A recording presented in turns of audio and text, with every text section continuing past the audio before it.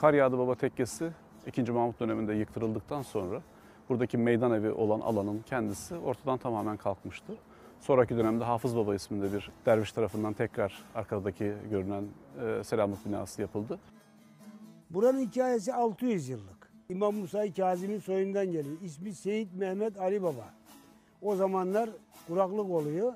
Kuraklık olunca diyorlar ki kerametini göster. O da doğu diyor, buraya diz boyu kar yağıyor.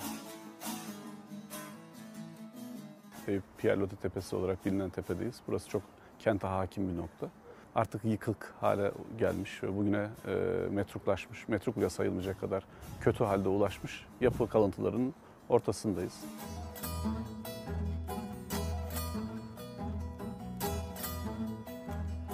Şimdi İBB Miras bu alanda toprağın altında kalmış, döşeme taşlarının altında kalmış tarihi meydan evini ve etraftaki onunla beraber bütünleşmiş olan tarihi mezarları, mezar taşlarını çıkarmak üzere arkeolojik çalışmalar yapıyor.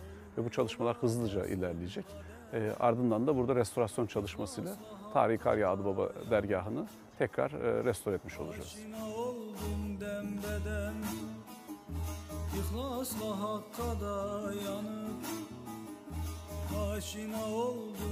Kar Yağdı Baba'nın temizliğine bakıyorum.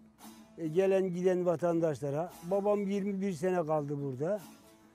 Babamdan işte biz devraldık, böyle gidiyor.